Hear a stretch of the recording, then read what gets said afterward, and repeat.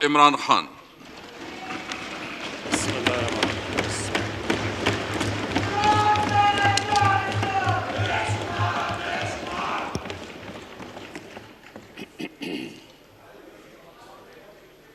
بسم اللہ الرحمن الرحیم.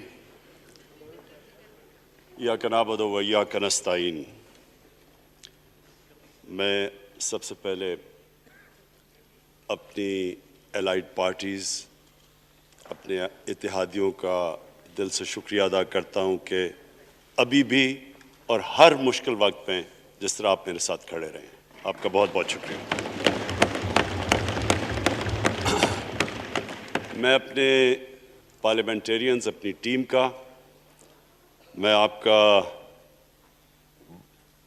شکریہ ادا اس طرح کرتا ہوں کہ میں نے جو آپ کی کل شام کو جو آپ کے حالات دیکھے تو مجھے یہ احساس ہوا کہ آپ سب کو بڑے دل سے تکلیف تھی کہ جو ہمارا وہ سینٹ کا یہ ادھر حفیظ شیخ کے الیکشن میں جب ہارے ہیں، تو میں جو آپ سب کو دیکھا تو مجھے بڑا اچھا لگا. مجھے ایک ٹیم آپ میں نظر آئی اور انشاءاللہ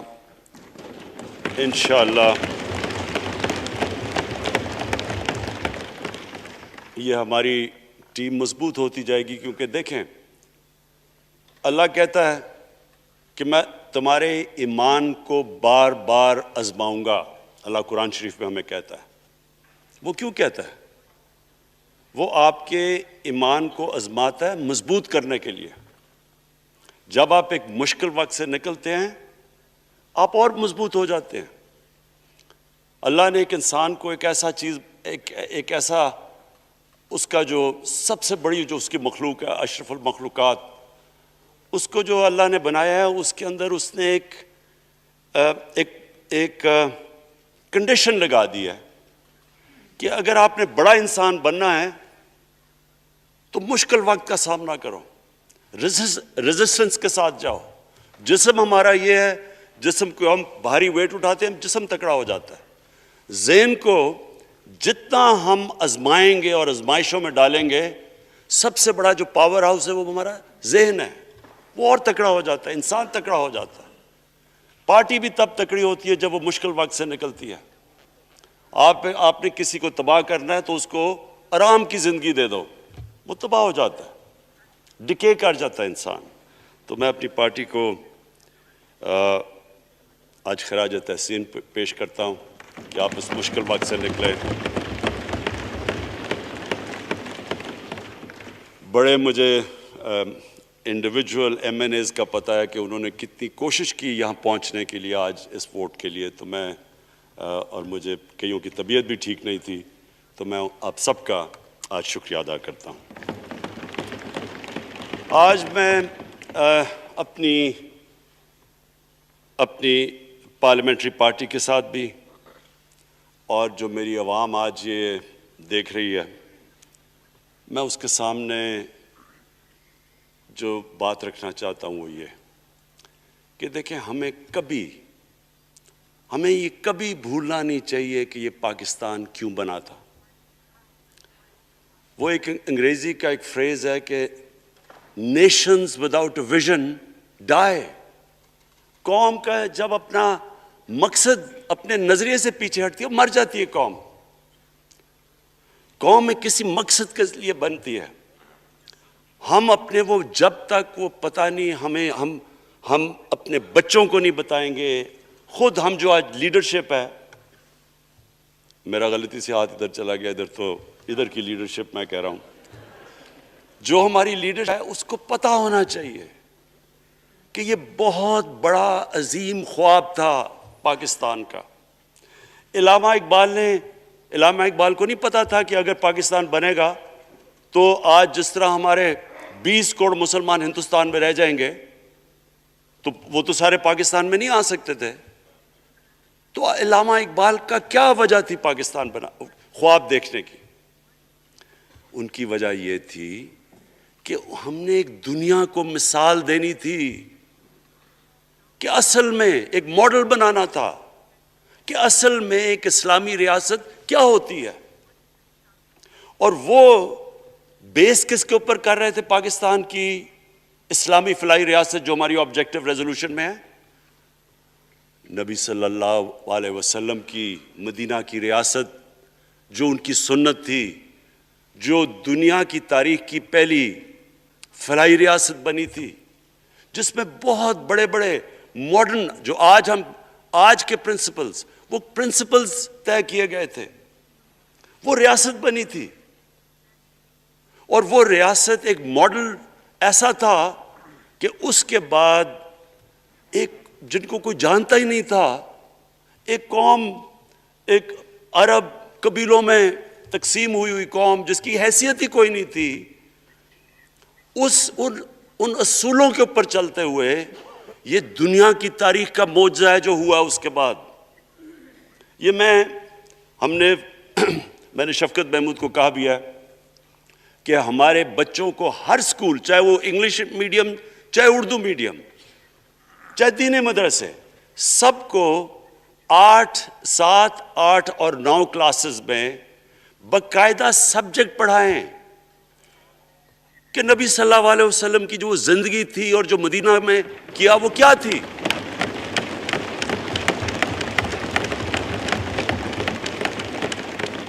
تاکہ ان کو پتہ چلے کہ اس ملک کا مقصد کیا تھا. بڑے لوگ جو پاکستان نہیں چاہتے تھے وہ کیا کہتے تھے؟ وہ کہتے تھے کہ پاکستان تو بن گیا تو آپ نے تباہ، جو مسلمان ہندوستان میں رہ گئے ان کو آپ نے سیکنڈ کلاس سٹیزن بنا کے چھوڑ دیا ہے. آج بیچارے مسلمانوں سے کیا ہو رہا ہے وہاں؟ تو وہ لوگ کہتے ہیں کہ اگر پاکستان نہ بنتا تو مسلمانوں کی زیادہ طاقت ہونی تھی.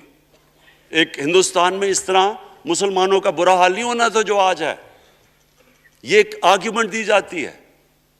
اور اگر ہم پاکستان کو جس مقصد کے لیے بنا تھا اگر ہم ادھر نہیں لے کے جائیں گے تو وہ ٹھیک کہہ رہے ہیں. یہ تو نہیں تھا کہ وہاں ٹاٹا برلا تھے جو اربوں پتی اور یہاں یہ شریف اور زرداری اربوں پتی بن جائیں. اس لیے تو نہیں پاکستان بنا تھا. یہ ایک بڑی ہمیں ری الائن کرنا چاہیے اپنے نظریے کی طرف. ہمیں اپنا رخ چینج کرنا چاہیے واپس کہ یہ بڑا عظیم خواب تھا پاکستان کا. اور وہ جو تاریخ تھی، وہ جو اصول انہوں نے سیٹ اپ کیے، جن لوگوں کی حیثیت ہی نہیں تھی، یہ تاریخ کا حصہ ہے کہ اس کے بعد انہوں نے دیکھتے دیکھتے 15، 20، 30 سالوں کے اندر دنیا کی امامت کی. صرف امامت ہی نہیں کہ وہ تو منگولیوں نے بھی دنیا بڑی جلدی سے فتح کر لی تھی. چنگیز خان نے بھی بڑی جلدی اس کی فوجوں نے فتح کر لی تھی. 100 سال کے بعد وہ ختم ہو گئے تھے. انہوں نے ایک دنیا کی عظیم سویلائزیشن، جو ٹاپ سائنٹسٹ تھے، سارے دنیا کے ٹاپ سائنسدان، ایک عظیم کلچر. اور سب سے بڑی بات جو میں یہ کہنا چاہتا ہوں، انہوں نے ایک مورل سٹینڈرڈ سیٹ کی دنیا میں. جب مسلمان گئے انڈونیشیا اور ملیشیا، وہاں تو کوئی مسلمان کی فوج نہیں گئی، وہاں تو کوئی تلواروں سے نہیں فتح کیا. مسلمان تاجروں کا وہاں کردار دیکھ کے لوگ حیران ہو گئے کہ یہ کون لوگ آئے ہیں جو بالکل ان کی morality ایسی، نہ وہ کوئی دغا بازی کرتے تھے، نہ وہ کوئی دھوکہ دیتے تھے، اپنی زبان پہ کھڑے ہو جاتے تھے. لوگ ان سے امپریس ہو گئے کہ کون سی قوم ہے. دیکھیں اسلام ہم غلط فہمی میں ہیں، یہ سمجھتا ہے کہ تلوار سے اسلام پھیلا تھا. اسلام پھیلا تھا کہ وہ ایک انسان کے کیریکٹر کو ریفارم کرنے آیا تھا. ہم جب اللہ سے مانگتے ہیں، ہم نماز میں ایک ہی چیز مانگتے ہیں کہ اللہ ان کے راستے پہ لگا جن کو تو نے نعمتیں بخشی، ان کے نہیں جو غلط تباہی کے راستے پہ چلے گئے. صرف نماز میں ہم یہ چیز مانگتے ہیں، ہر روز ہم پڑھ کے یہ مانگتے ہیں. یہ 2 راستے ہیں، ایک ہے تباہی کا راستہ، ایک ہے عظمت کا راستہ. نعمتیں کس کو بخشیں؟ اللہ کے پیغمبروں کو. اور جو دنیا کا سب سے عظیم انسان، جو دنیا کا سب سے عظیم لیڈر، جس کو اللہ نے سب سے زیادہ نعمتیں بخشیں، ہمارے نبی صلی اللہ علیہ وسلم. نہ کبھی اس طرح کا انسان آیا، نہ کبھی آ سکتا ہے. تو ہمیں راستہ بتایا کہ ایک ان کا راستہ ہے اور ایک دوسرا راستہ ہے تباہی کا راستہ ہے. اور وہ جو ان کے راستے پہ چلتا گیا وہ ایک عظیم انسان بنتا گیا.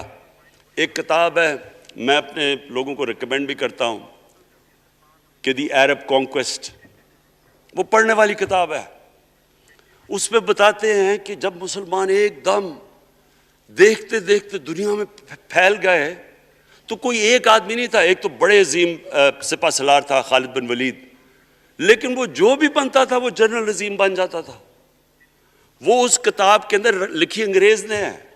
وہ کہتے ہیں اس کی کوئی ایکسپلینیشن نہیں ہے کہ یہ کیسے ساری دنیا پہ چھا گئے. نہ ان کے پاس کوئی لیٹسٹ ویپنز تھے, ایک طرف رومنز تھے, دوسری طرف پرشینز تھے, وہ تو سپر پاورز تھے, ہتھیار تو ان کے پاس تھے.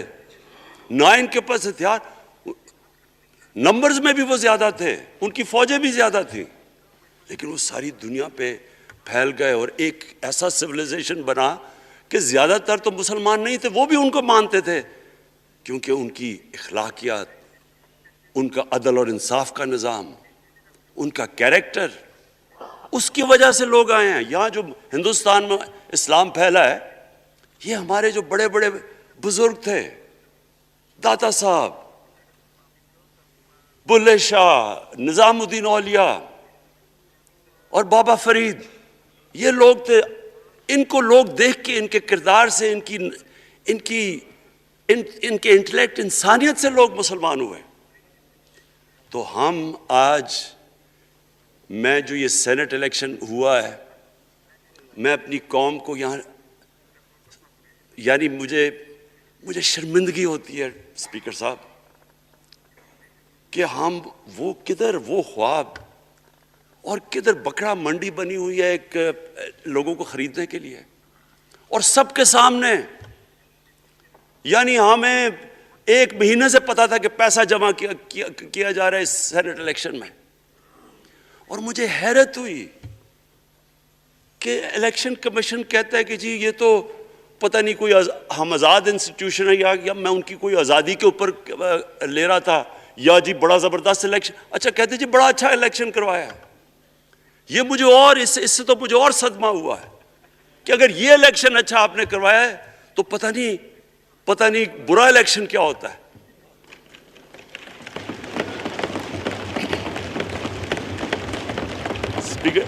اسپیکر صاحب یہ دیکھیں, مجھے یہ افسوس یہ ہوتا ہے کہ ہم ایک چیز سمجھتے نہیں ہیں.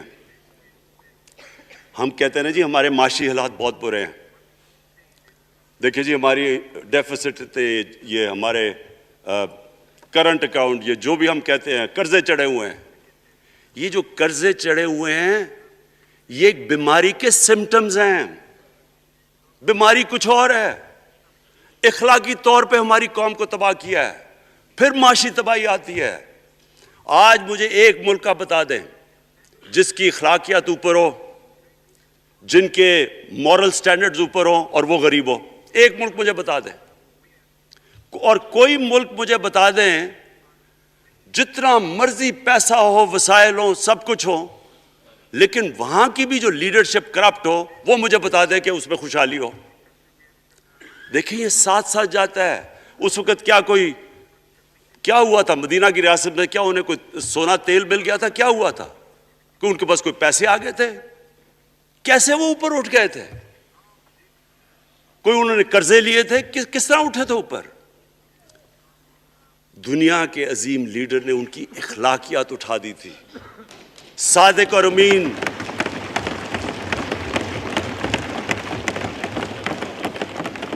ایک قوم, انہوں نے ہمیں بتایا. ہمیں قرآن میں اللہ حکم کرتا ہے کہ ان کی سنت پہ چلو. اللہ جب ہمیں کہتا ہے ان کی سنت پہ چلو, کیا ہم اللہ کو کوئی فائدہ پہنچا سکتے ہیں؟ ہماری بہتری کے لیے کہتا ہے. قرآن شریف میں سب کچھ ہماری بہتری کے لیے اللہ نے, یہ تمہارے لیے بک آف گائیڈنس ہے ہمیشہ کے لیے, اور یہ ہماری بہتری کے لیے ہے. تو وہ جب ہمیں کہتا ہے کہ نبی صلی اللہ علیہ وسلم کے راستے پہ چلو, وہ ہماری بہتری کے لیے کہتا ہے. اور میں, جس نے اس عمر میں ساری دنیا دیکھ لی ہے, اسپیکر صاحب میں آپ کو بتاؤں, مجھے تکلیف ہوتی ہے دیکھ کے. جب میں یہ مغربی ملکوں میں جاتا ہوں, اسکینڈینیویا میں, سوئٹزرلینڈ میں, آپ وہاں کے اخلاقی سٹینڈرڈز دیکھیں, ان کی مورل سٹینڈنگز دیکھیں, شرم آئے گی آپ کو کہ جو ہمارے ملک میں ہو رہا ہے. اور یہ جو سینٹ کا الیکشن ہوا ہے, آپ کو افسوس ہوگا کہ ہم وہ کس کی امت ہیں, ہم کس کی امت ہیں, کس کے نام پہ پاکستان کا مطلب کیا, لا الہ الا اللہ, اس پہ یہ ہمارا ملک بنا تھا. اور آج دیکھیں ایک کرپٹ آدمی, دنیا میں ثابت کیا ہوا کرپٹ آدمی آصف زرداری, دنیا میں اس کے اوپر لکھا ہوا کہ مسٹر 10%, مضمون لکھے ہوئے ہیں, فلمیں بنی ہوئی ہیں اس کے اوپر. اور اس ملک میں لوگ کہیں جی ایک زرداری سب پہ بھاری, کیا کہ وہ رشوت دیتا ہے اس لیے سب پہ بھاری ہو گیا؟ کیا یہ ہے ہمارا ملک؟ دوسری طرف دیکھیں, دوسری طرف یہاں بیٹھے ہوئے ہمارا لیڈر نواز شریف. اور نواز شریف ایک ڈاکو, ملک کو 30 سال سے لوٹ کے ملک سے باہر بھاگا ہوا ہے, جھوٹ بول کے باہر بھاگا ہوا ہے. سارے ملک کے سامنے ہمیں کیبنٹ میں ہم نے 6 گھنٹے میں بتایا جی اس کو یہ بھی بیماری ہے, اس کو یہ بھی بیماری ہے, اس کو یہ بھی بیماری ہے, وہ شاید وہ جہاز پہ بھی نہ چڑھ سکے, وہ شاید مر جائے گا. شیرین کے آنسو آ گئے کیبنٹ میں, اور شیرین کے آنسو آنے آسان کام نہیں ہے اسپیکر صاحب. تو ہم نے اس کو وہاں جیسے وہ جہاز پہ چڑھا, جیسے وہاں گیا وہ ایک دم بھی تبدیل, اور آج وہاں جا کے تقریریں کر رہا ہے, وہاں بیٹھ کے سکیمیں کر رہا ہے, وہاں بیٹھ کے پلاننگ کر کے جی اسے اتنا پیسہ دو, ادھر ادھر پیسہ کھلاؤ.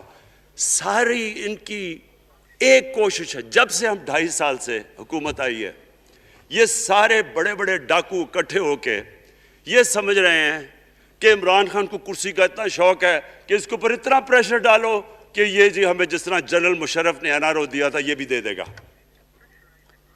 جنرل مشرف, فوج اس کے نیچے, عدلیہ اس کے کنٹرول میں ساری. میں کیونکہ میں ادھر ممبر پارلیمنٹ تھا, اپوزیشن نہ ہونے کے برابر. جو اپوزیشن کے اندر جو مین آدمی تھا فضل الرحمان, وہ اس کے ساتھ ملا ہوا تھا, وہ 2 نمبر ہمیشہ سے تھا, رائٹ.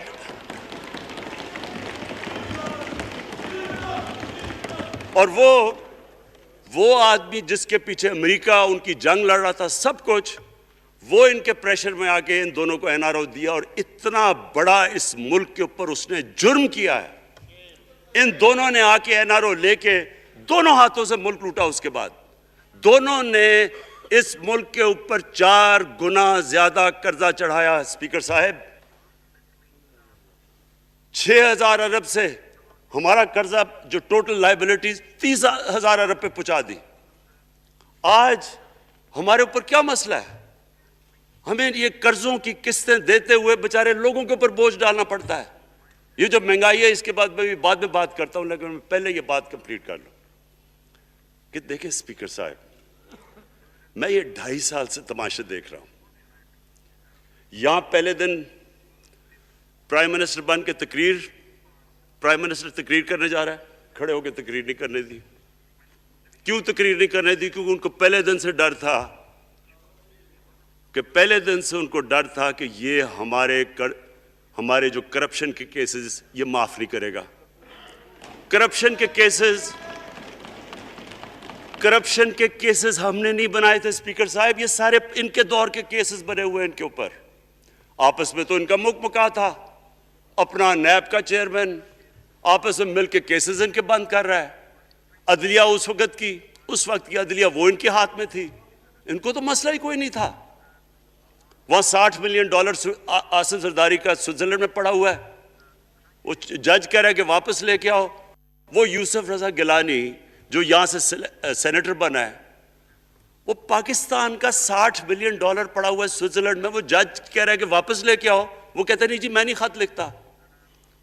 بھئی آپ کے باپ کا پیسہ تھا, پاکستانی قوم کا پیسہ تھا, اس کے اوپر وہ ڈسکوالیفائی ہو جاتا ہے. وہ ایسے پھر رہا ہے جس طرح نیلسن منڈیلا کہیں ڈسکوالیفائی ہو گیا. اسپیکر صاحب میں یہ چیزیں آپ کو اس لیے بتا رہا ہوں, میں تو ان کو 30 سال سے جانتا ہوں. دیکھیں جب تک ہم اس ملک میں اپنی اخلاقیات ٹھیک نہیں کریں گے, مورل سٹینڈرڈز ٹھیک نہیں کریں گے, جب اس طرح کے الیکشن ہوں گے کہ کھل کے پیسہ چل رہا ہے, اور ہم کہیں گے نہیں جی وہ پٹواری کیوں پیسے لیتا ہے تو وہ تھانے دار کیوں پیسے لیتا ہے, وہ سرکاری نوکر, وہ تو بیچارہ جو نچلا طبقہ ہے وہ تو واقعی جس طرح شیخ رشید نے کہا ہے مہنگائی جو بڑی ہے بیچارے لوگوں کی تنخواہ میں گزارا نہیں ہو رہا. ان کو ہم کہہ رہے ہیں کہ آپ بالکل ایماندار بنیں, اور یہ جن کا اتنا ان کے پاس پیسہ ہے اسپیکر صاحب, میں آپ کو یقین سے کہتا ہوں ان کو خود نہیں پتا کہ ان کا کتنا پیسہ باہر پڑا ہے. اتنے 30 سال سے چوری کر رہے ہیں یہ پیسہ, اور 30 سال سے پیسہ چوری کر کے اب ان کی کوشش یہ ہے کہ عمران خان کے اوپر پریشر ڈالو سارے چور مل کے کہ جی کبھی ہم گورنمنٹ گرا دیں گے, کبھی ہم وہ نکلاتے ہیں وہ. آپ سوچیں فیٹف کے اوپر, اب فیٹف ہماری وجہ سے تو نہیں فیٹف پہ ہم گرے لسٹ میں آئے, یہ تو نون لیگ کے دور میں گرے لسٹ میں آئے ہیں. اب اگر فیٹف کی بلیک لسٹ میں پاکستان جاتا ہے تو یہاں سب کو پتا ہے کہ سینکشنز لگ جائیں گی, تو آگے مشکل سے ہم نے اکانومی کو سٹیبلائز کیا, مشکل سے. اگر بلیک لسٹ میں جاتا ہے تو اکانومی سیدھی نیچے. آج جو لوگوں کو مشکل پڑی ہوئی ہے, اور مشکل پڑی ہوئی ہے ہمارے لوگوں کو مہنگائی کی, اس کی وجہ یہ ہے کہ ہمارا روپیہ جو تھا تقریباً 107 روپے کا آج 160 روپے کا. تو جب روپیہ گرتا ہے تو ساری چیزیں باہر سے مہنگی ہو جاتی ہیں, پٹرول, ڈیزل, بجلی. اب بجلی کی آدھی بجلی ان سے باقی ڈالر کانٹریکٹس کے اوپر بجلی کے کانٹریکٹ سائن کیے ہوئے ہیں, وہ سب کچھ باہر سے. دالیں مہنگی, جو چیز باہر سے امپورٹ کرتے ہیں, گھی مہنگا, ساری چیزیں مہنگی ہو جاتی ہیں. تو یہ سوچ لیں کہ اگر ہمارے اوپر سینکشنز لگ جائیں, اگر ہمارے اوپر فیٹف کی سینکشنز لگ جاتی تو یہ تو آپ تو سوچ ہی نہیں سکتے کہ یہ ملک میں کیا حال ہونا تھا. تو ہم اپنے ملک کے لیے فیٹف کی ریکوائرمنٹ پہ لیجسلیشن کروا رہے ہیں, اور انہوں نے جناب اتنا بڑا وہ ذرا پکڑا, اتنا بڑا وہ لا دیا جی, اتنا بڑا جی, یہ 34 شکیں چینج کر دیں نیب میں. اب نیب کا فیٹف سے کیا تعلق ہے؟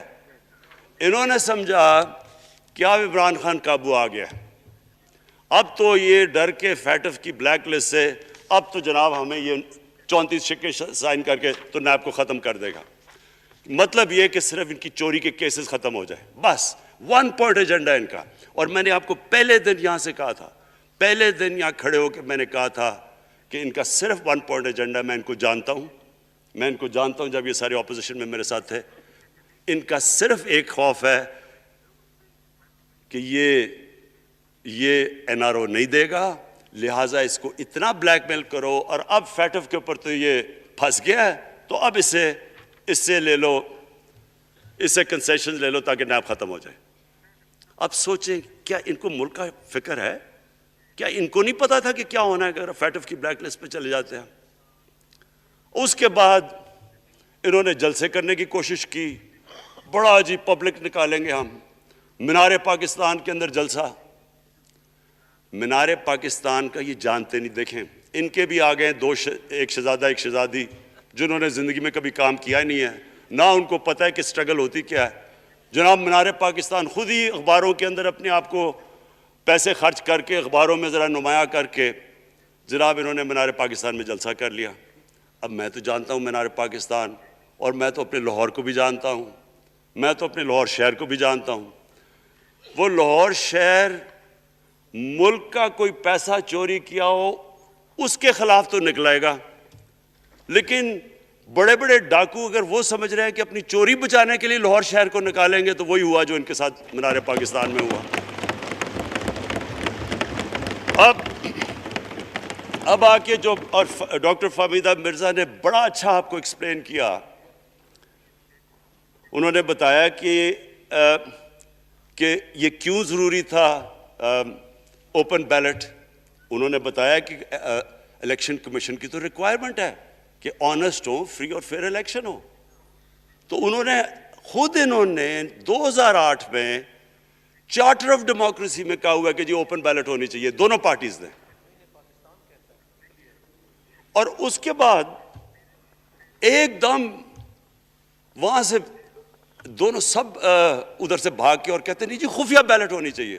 میں نے تب کہہ دیا کہ خفیہ بیلٹ کا ایک مقصد تھا, سارے مل کے کوشش کریں گے کہ حفیظ شیخ کو ہرائیں, اور وہ جو آدمی جیتا ہے پاکستان کا کرپٹ ترین آدمی.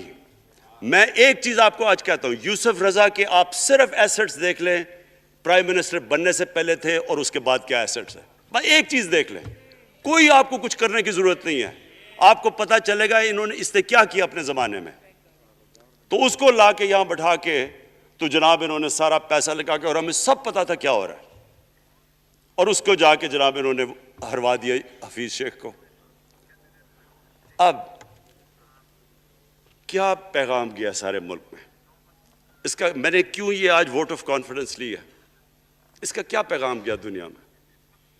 سارے لوگوں کے سامنے اوپن ہارس ٹریڈنگ, لوگوں کو راتوں کو کال کر رہے ہیں, یا میں تو خاص داد دینا چاہتا ہوں, میرے ممبرز بیٹھے ہیں, خواتین بیٹھی ہیں جن کو کالیں گئی ہیں رات کہ جی 2 کروڑ سے ریٹ شروع ہوگا, ہم اب آپ کو آگے پیسے دیں گے. ان کو ساروں کو پیسے آفر کر رہے ہیں. اور پھر اگر میں صرف الیکشن کمیشن کو ایک چیز کہنا چاہتا ہوں, آپ مہربانی کریں پاکستان کی ایجنسیز سے صرف ایک سیکرٹ بریفنگ لیں, آپ ان کو اندازہ ہوگا کتنا پیسہ چلا اس الیکشن کے اندر, پتہ چلوائیں کیا ہوا اس الیکشن میں, تاکہ آپ اس طرح کی سٹیٹمنٹ نہ دیں کہ جی ہماری کوئی آزادی ختم کر رہی ہے. میں آپ کی آزادی ختم کر رہا ہوں یہ کہہ کے آپ کہ یہ جو الیکشن میں ہوا ہے. اسپیکر صاحب, میں آج اس اوکیزن کے اوپر, کیونکہ مجھے اس پہ کافی, میں 2.5 سال یہ بڑی چیزیں برداشت کرتا رہا ہوں, اور میں اس لیے صبر سے کرتا رہا ہوں کیونکہ ملک اتنا ہمارا مشکل میں ہے. جو ہمیں ٹائم ملا جب میری گورنمنٹ آئی, میں آپ کو یقین سے کہتا ہوں کہ ساری زندگی میری تو سٹرگل میں گزری.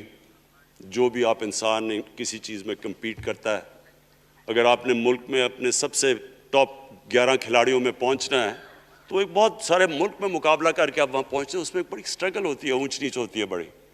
اور پھر اگر آپ کو دنیا کے لیول پہ آپ کو اپنا, اگر آپ کو منوانا ہے, اس کی اور ایک سٹرگل ہوتی ہے.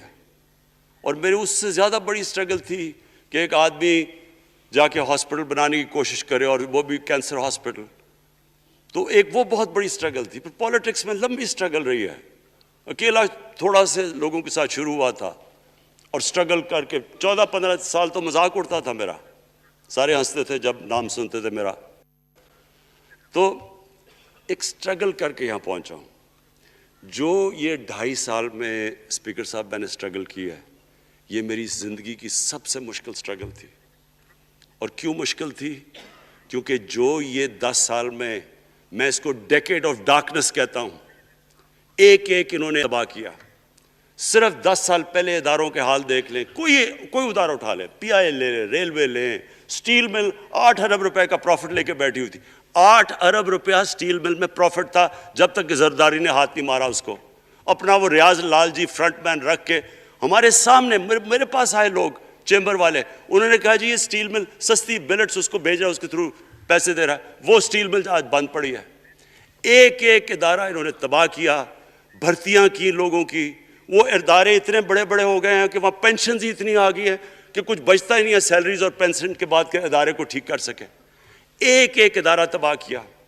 ملک کا سب سے بڑا جو کرنٹ اکاؤنٹ ڈیفیسٹ, جس کے اوپر سارا پریشر پڑتا ہے, اگر آپ کا کرنٹ اکاؤنٹ یعنی کہ ڈالر زیادہ ملک سے باہر جا رہے ہیں اور کم اندر آ رہے ہیں, تو پریشر روپے پہ پڑتا ہے, وہ گر جاتا ہے.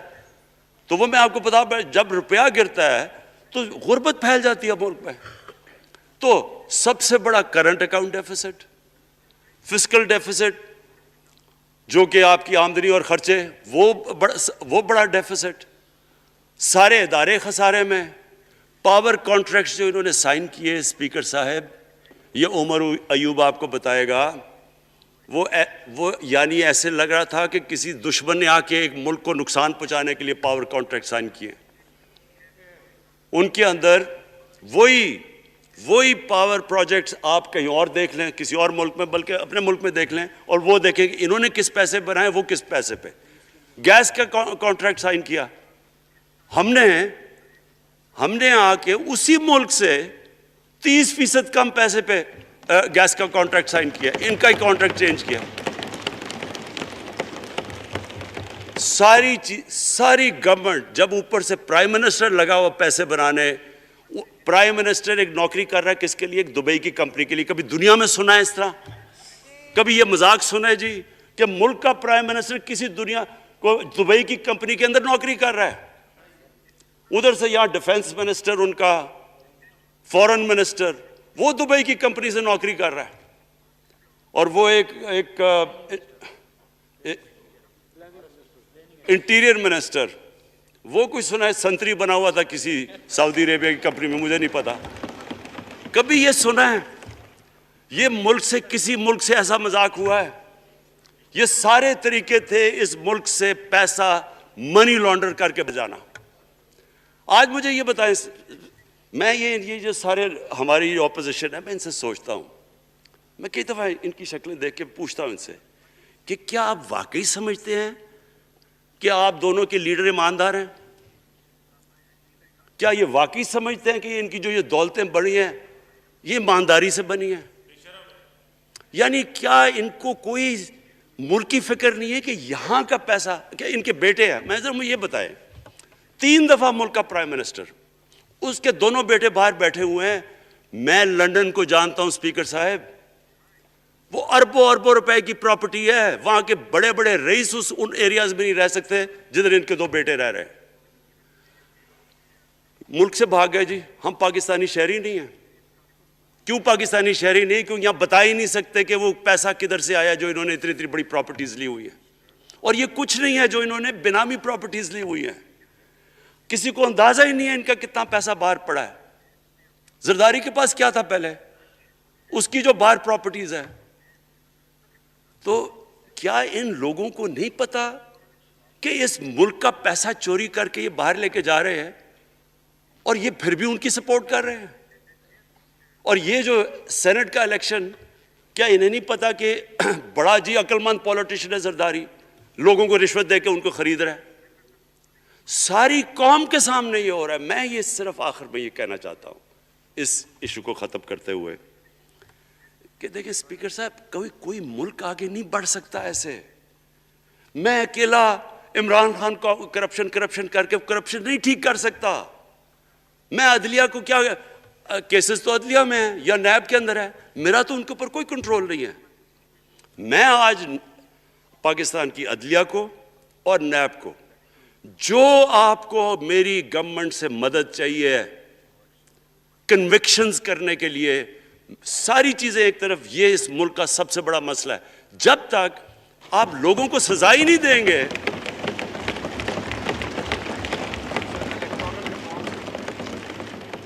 جب تک لوگوں کو سزا ہی نہیں ملیں گی.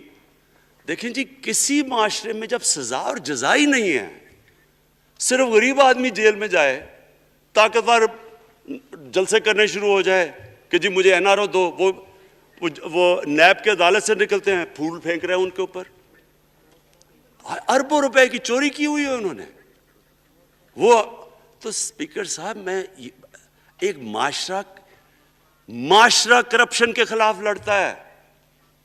آپ جتنے مرضی قانون بنا دیں، وہ کرپشن کے خلاف، وہ کرپشن نہیں ختم کر سکتے.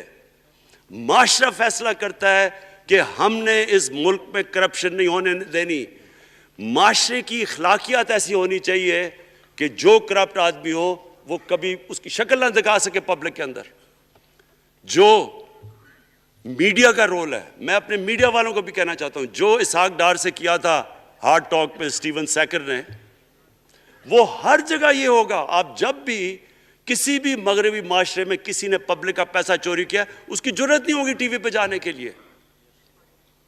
میں نے تو وہاں دیکھا ہوا ہے، بڑے بڑے نام، ایک دھبا لگتا ہے آپ کے اوپر کرپشن کا کیس، آپ سارے میڈیا سے باہر ہو جاتے ہیں. یہاں ہر روز شام کو بیٹھ کے اربوں روپے کی کرپشن کی ہوئی ہے، ان کو کسی نے قتل کیے ہوئے ہیں، اور آرام سے بیٹھ کے جناب میں لیکچر دے رہا ہوتے ہیں. اسپیکر صاحب، معاشرہ لڑتا ہے. اس کے اندر ہمیں سب کو مل کے اپنے ملک کو اگر بچانا ہے، معاشی طور پہ بھی بچانا ہے، پہلے ہمیں اپنے اخلاقی سٹینڈرڈز ٹھیک کرنے پڑیں گے. سارے ملک کو مل کے لڑنا پڑے گا. اگر ہم نے اپنے بچوں کے مستقبل کو بچانا ہے، اپنی آنے والی جنریشنز کو بچانا ہے، اس ملک کو ایک عظیم ملک بنانا ہے، تو وہ شروع ہوگا جب ہم مدینہ کے ریاست کے سب سے بڑے اصول، عدل اور انصاف، کیونکہ انصاف اور عدل جب ایک معاشرے میں آ جاتا ہے، جب ایک معاشرہ کھڑا ہو جاتا ہے میریٹوکریسی کے اوپر، جب ایک معاشرے میں صرف ایک جو کرپٹ ہے، جتنا مرضی طاقتور ہو وہ جیل میں جاتا ہے اور عام آدمی اوپر آ سکتے ہیں، وہ معاشرہ تب آگے بڑھتا ہے۔ تو میں صرف اس کے اوپر یہ کہنا چاہتا ہوں کہ مجھے ساری قوم کی اس میں مدد کی ضرورت ہے۔ میں اپنی ساری زندگی کوشش کر چکا ہوں اور کرتا رہوں گا۔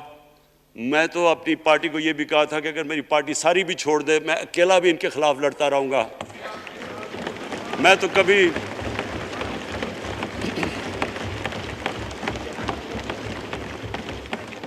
اسپیکر صاحب آخری گیند تک لڑنے والا کیپٹن تھا، آخری گیند تک لڑوں گا، وہ تو کبھی میں ہار مانوں گا نہیں۔ لیکن یہ وقت آ گیا ہے کہ ملک کو اپنے آپ کو بچانا ہے، آنے والی جنریشنز کو ہم نے بچانا ہے۔ ہم تب تک نہیں کر سکتے انفارچونیٹلی جب تک ہم سب مل کے فیصلہ کریں کہ یہ جو اوپر بیٹھے ہوئے ہیں، جنہوں نے 30 سال سے ملک کو چوری کر رہے ہیں، ان کو ہم بجائے وہ صحافی جا کے کہہ رہے ہیں جی ہائی کورٹ کے اندر کہ جی اس کو تقریر کرنی دینی ہے، وہ نیلسن منڈیلا جو باہر بیٹھا وہ تقریر کرنا چاہیے جی، پتہ نہیں عوام کو سننا چاہیے کہ وہ یہاں سے بھاگا کیسے، اس کے پیسے کیسے، یعنی کہ میں حیران ہو گیا تب۔ اور اب اسپیکر صاحب میں صرف مختصر بات کر دوں آگے کی۔ دیکھیں پاکستان ایک مشکل وقت سے نکل کے اب ہم ایک سٹیبل اور آگے بڑھنے کے سٹیج پہ آ گئے۔ ہماری اللہ کا شکر ہے، جو سب سے مشکل چیز ہوتی ہے کرنٹ اکاؤنٹ، بڑی دیر 17 سال کے بعد 5 مہینے پاکستان کا جو کرنٹ اکاؤنٹ ہے وہ سرپلس پہ چلا گیا۔ یعنی ہمارے جتنے ملک میں ڈالرز آ رہے ہیں اور جتنے باہر جا رہے ہیں، اللہ کا کرم ہے زیادہ ڈالرز آ رہے ہیں، ہمارا روپیہ خود ہی، ہم پیسے نہیں لگا رہے اس کو، خود روپیہ سٹرینگتھ گین کر رہا ہے۔ یہ بڑا امپورٹنٹ ٹائم ہے کہ اس وقت، اور یہ اس کے باوجود کہ اس ملک میں کرونا ہوا، ساری دنیا کی اکانومیز کرونا میں بری طرح متاثر ہوئی، اس کے باوجود اوپر والے کے کرم خاص طور پہ، اور میں کہوں گا کہ ہماری جو ٹیم تھی، ہمارا جو جس طرح ہم نے مانیٹر کیا اور جس طرح ہم نے ڈیٹا بیس گیدر کیا اور ہم نے ہر ایک چیز فالو کر کے ہم نے جیسے اپنے لوگوں کو بچایا ہے، میں خاص طور پہ اپنی ٹیم یاسد عمر اور ہماری جو ٹیم تھی اپنی ڈاکٹر فیصل میں ان کو خاص طور پہ خراج تحسین پیش کرتا ہوں۔ تو اس مشکل وقت سے بھی آپ دنیا میں دیکھیں اور جس طرح پاکستان نکلا ہے۔ اب دیکھیں آگے ہمارا چیلنج کیا ہے۔ ہمارا چیلنج یہ ہے کہ ہم اپنی جو ایکسپورٹس ہیں ان کو بڑھائیں، کیونکہ صرف گروتھ ایک ہی طرح ہوتی ہے، ایکسپورٹ لیڈ۔ اللہ کا شکر ہے کہ بیرون ملک پاکستانیوں نے ریکارڈ پیسہ پاکستان بھیجا ہے جو کہ ہمارے ملک میں آیا ہے ریمیٹنسز کے۔ اب ہم نے انویسٹمنٹ کے اوپر لگے ہوئے ہیں۔ اس وقت سب سے زیادہ کمپنیز رجسٹر ہوئی ہیں SECP میں، اس کا مطلب کہ نئی انویسٹمنٹ پاکستان میں آنے والی ہے، لوگ تیار ہو گئے انویسٹ کرنے کے لیے۔ ہمارا صرف مسئلہ اسپیکر صاحب ایک ہے بجلی کا، یہ بڑا مسئلہ ہے۔ کانٹریکٹ مہنگے سائن کیے ہوئے، جو کانٹریکٹ سائن کیے ہوئے ہیں جس پہ وہ بجلی پروڈیوس ہو رہی ہے، بدقسمتی سے وہ اگر بجلی کی قیمت بڑھاتے ہیں تو لوگ آگے ہی اور مشکلوں میں پڑے ہوئے ہیں، بجلی کی وجہ سے سب چیزیں مہنگی ہو جاتی ہیں۔ نہیں بڑھاتے تو قرضے، وہ جو گردشی قرضے ہیں وہ بڑھتے جا رہے ہیں۔ ہمارا ایک یہ چیلنج ہے، اس کے اوپر صرف اپنی قوم کو بتانا چاہتا ہوں کہ باقاعدہ ہم ہر طریقہ سوچ رہے ہیں کہ ہم نے اس میں سے کیسے ہم نے اپنے لوگوں کے اوپر بوجھ کم کرنا ہے۔ ایک تو میں اپنی ٹیم کو یہ بھی کامیابی دیتا ہوں کہ بڑی دیر اور مشکلوں سے IPPs کے ساتھ ہم نے نئے کانٹریکٹ سائن کیا جس کے اندر بہت پاکستان کا پیسہ بھی بچے گا اور جو آگے جا کے قرضہ بڑھنا تھا وہ نہیں بڑھے گا۔ جو میرے اوپر سب سے زیادہ پریشر ہے اس وقت اسپیکر صاحب وہ ہے مہنگائی کا۔ مہنگائی میں نے آپ کو بتایا بھی دیا کہ مسئلہ ایک جب آپ کی روپیہ گرتا ہے تو جب چیزیں مہنگی ہو جاتی ہیں، ایک وہ ہے۔ لیکن میں اپنی قوم کو صرف ایک چیز کہنا چاہتا ہوں کہ سب سے زیادہ اس وقت میری حکومت ایک ہی چیز پہ لگی ہوئی ہے کہ ہم کس طرح لوگوں کے اوپر مہنگائی کا بوجھ کم کریں۔ اس کے لیے ہم بڑی چیزیں آپ کے سامنے لے کے آئیں گے آنے والے دنوں میں، جس میں کوشش یہ ہے کہ ہم اپنے ملک میں جو سارا نچلا طبقہ ہے ان کو سبسڈائز کریں، اپنے اساس پروگرام کے ذریعے ان کو ڈائریکٹلی ہم فنڈ کریں. یہ انشاءاللہ آپ کے ساتھ آئے گا. ابھی میں نے ایکسپیریمنٹ ایک اور شروع کر دیا، وہ 1 ہفتے تک ابھی ٹرائل پہ ہے، کہ ہم ایک پروگرام لے کے آ رہے ہیں کوئی بھوکا نہ سوئے.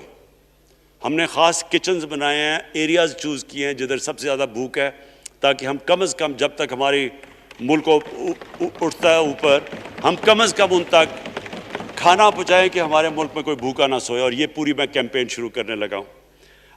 ہیلتھ کارڈ پنجاب کے اندر اور پختونخوا میں، پختونخوا کی گورنمنٹ کو تو میں خاص مبارک دیتا ہوں کہ انہوں نے سارے اپنے پختونخوا کے لوگوں نے خاندانوں کو کور کر لیا ہیلتھ انشورنس سے. یہ بڑے بڑے امیر ملکوں میں بھی ایسا نہیں ہوتا کہ ہر ایک خاندان کے پاس 10 لاکھ روپے کی انشورنس ہوگی، کسی بھی ہسپتال میں جا کے اپنا علاج کروا سکیں. میں خاص طور پہ محمود خان اور آپ کی کیبنٹ کو مبارک دیتا ہوں. پنجاب کیونکہ بہت بڑا ہے، انہوں نے بھی فیصلہ کر لیا ہے. عثمان بزدار آپ کی اور آپ کی ٹیم کو میں خاص مبارک دیتا ہوں کہ اس سال کے اینڈ تک وہ سارے پنجاب کے اندر ہیلتھ کارڈ پہنچا دیں گے. یہ ایک عام آدمی کے لیے سب سے بڑی، کم از کم جیسے جیسے ہم اپنے ملک کو اٹھا رہے ہیں تو کم از کم ہم لوگوں کی بنیادی ضروریات پوری کریں. اور جو کسان ہیں جی، کسانوں کے لیے ایک بڑا زبردست پروگرام لے کے آ رہے ہیں. اس کے اوپر بھی ہم نے بڑا برین سٹارمنگ کی ہے کہ کیسے ہم کسان کی مدد کر سکتے ہیں. پرابلم تو ہمارے پاس یہ ہے نا کہ جتنا ہم پیسہ اکٹھا کرتے ہیں، آدھا پیسہ قرضوں کی قسطوں پہ چلا جاتا ہے، تو پیسہ کم بچتا ہے. لیکن ہم نے فیصلہ کیا کسانوں کے اوپر ہم خاص زور دینے لگے ہیں، تاکہ وہ بعد میں بات کروں گا. تو 2 چیزیں اور جی. دیکھیں، میں قوم سمجھتی ہے نا کہ اب ہم کیسے یہ جو قرضے ہمارے اوپر چڑھے ہوئے ہیں ان سے کیسے نکلنا ہے. اس سے صرف ایک ہی طریقہ نکلنے کا کہ ہم اپنے ملک میں دولت کے اندر اضافہ کریں، ویلتھ کریشن کریں. اس کے لیے ہم کیا کرنے جا رہے ہیں؟ اس کے لیے ہم نے میگا پروجیکٹس بنائے ہوئے ہیں. ایک ہے راوی سٹی لاہور، دوسرا اس وقت ایک والٹن کے اوپر ایک ہم بزنس سینٹر بنانے لگے ہیں لاہور کا، وہ بہت میگا پروجیکٹ ہے. اور پھر تیسرا جو ہے ایک جزیرہ بنڈل آئلینڈ، کراچی سے تھوڑے 1-2 کلومیٹر کے فاصلے پہ. ان سے یہ کیوں کرنے جا رہے ہیں؟ میں صرف لوگ سمجھے کہ کیوں. ایک تو یہ ہمارے شہر پھیلتے جا رہے ہیں، جتنا شہر پھیلتا جائے گا نہ آپ ان کو سیوریج دے سکتے ہیں، نہ پانی دے سکتے ہیں، نہ صفائی کر سکتے ہیں. تو جو دنیا کے ماڈرن سٹیز ہیں وہ اوپر جاتے ہیں، یعنی وہ بلڈنگ اوپر جاتی ہے، بجائے اگر آپ پھیلتے جائیں تو مشکل ہو جاتا ہے سرو کرنا. تو ایک تو ماڈرن سٹیز پہلی دفعہ بنا رہے ہیں پاکستان میں اسلام آباد کے بعد. ایک وہ راوی سٹی، وہ بہت ضروری ہے.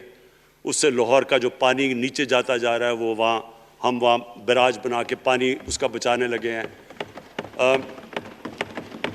اور دوسرا ماحولیات کے لیے وہاں ہم بہت بڑے پیمانے پہ اربن فارسٹ اور درخت اگانے لگے ہیں، کیونکہ وہاں لاہور میں بہت بڑا پرابلم ہے اس کا. وہی بنڈل آئلینڈ کا بھی مقصد یہ ہے کہ وہاں سارا سیوریج جا رہا ہے کراچی کا، اس کی سیوریج کو ٹریٹ کریں اور ایک ماڈرن سٹی بنائیں، بجائے کراچی پھیلتے پھیلتے حیدرآباد پہنچ جائے. ایک پوری اوپر سٹی بنائیں جو ایک ماڈرن سٹی ہو. تو لیکن اس کا اصل مقصد یہ ہے کہ اس سے پیسہ جنریٹ ہوگا، اربوں کھربوں روپیہ ہم جنریٹ کریں گے اور اس پیسے سے ہم پھر یہ قرضے واپس کریں گے. اور دوسری چیز، باہر سے انویسٹمنٹ آئے گی. بیرون ملک پاکستانی جو سب سے بڑا ملک کا اساس ہے، وہ باہر آ کے وہ ان کے اندر انویسٹ کرنے کے لیے تیار ہے، ان بڑے بڑے پروجیکٹس کے اندر. اور جیسے فورن ایکسچینج آئے گا، ہمارے ریزروز بڑے ہوں گے، ہمارا روپیہ سٹیبل ہوگا، اور اس سے جو ویلتھ کریشن ہوگی اس سے ہم پھر اپنے قرضے واپس کریں گے. اس کے علاوہ 50 سال کے بعد 2 بڑی ڈیمز بن رہی ہیں. پاکستان کی تاریخ میں صرف 2 بڑی ڈیمز تھیں، اب یہ 2 اور بادشاہ ڈیم اور ممن ڈیم بنا رہے ہیں. یہ انشاءاللہ ان کے اوپر کام شروع ہو گیا ہے. لیکن مجھے جو آخر میں بات کہنی ہے اسپیکر صاحب وہ یہ کہ پاکستان کو آگے بڑھنے سے کوئی نہیں روک سکتا انشاءاللہ.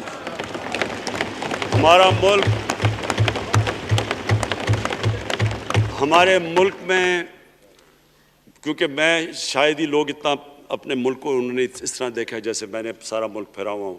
اللہ نے ہر قسم کی نعمت دی ہے. اس ملک میں جو پوٹینشل ہے شاید ہی کسی ملک میں ہے. اس کا جو لوکیشن ہے جیو اسٹریٹجک وہ بھی شاید ہی کسی ملک کے پاس ہے. 12 موسم اللہ نے دیے ہوئے ہیں، یہاں اوپر سے لے کے نیچے تک کچھ بھی اگا سکتے ہیں. زرخیز زمین ہے جس کو ہم صحیح طرح استعمال نہیں کر پا رہے کیونکہ ہماری ساری پروڈکٹیوٹی بڑی کم ہے، ٹیکنیکس بڑی پرانی ہے. چائنا کے ساتھ مل کے اس طرف بھی ہم جا رہے ہیں کہ اپنی پروڈکٹیوٹی بڑھانے کے لیے. اس ملک کے اندر سب سے بڑی چیز ایک نوجوان آبادی ہے.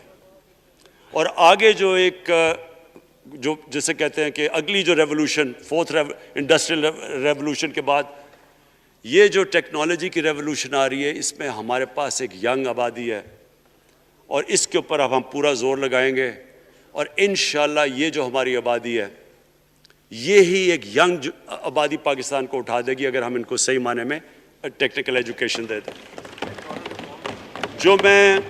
جو میں الیکشن کمیشن کیونکہ بڑے ناراض ہو گئے تھے کہ میں نے کہا وہ الیکشن کے اوپر میرے کامنٹس تھے، میں ان کو یہ کہہ دوں کہ ہم نے یہ فیصلہ کیا ہے الیکٹرل ریفارمز کا. ہم اب ٹیکنالوجی کے اوپر وہ جو EVM مشینز ہیں، الیکٹرانک مشینز لے کے آئیں گے.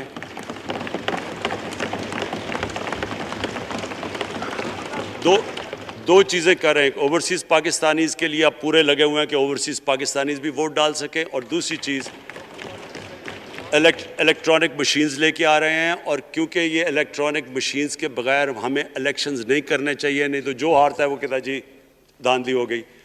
ہم نے اس طرح کا سسٹم لے کے آ رہے ہیں کہ امریکہ کے اندر جب ڈونلڈ ٹرمپ نے کہا کہ الیکشن میں دھاندلی ہوئی ہے، سارے انہوں نے جب الیکشن کھولا تو ایک بھی وہ نہیں ثابت کر سکے دھاندلی ہوئی کیونکہ الیکٹرانک مشینز تھی، ان کے پاس وہ سسٹم تھا. انشاءاللہ وہ سسٹم لے کے آ رہے ہیں تاکہ ہمیشہ کے لیے آگے سے یہ چیز ختم ہو جائے کہ جو ہارا تھا وہ ہار مانے گا، جو جیتے گا وہ جیت. جس طرح کہ انشاءاللہ ہماری حکومت کرے گی، جس طرح کہ ایز کیپٹن پاکستان دنیا کی کرکٹ کی تاریخ میں پہلی دفعہ نیوٹرل امپائرز میں لے کے آیا تھا. بہت بہت شکریہ. آرڈر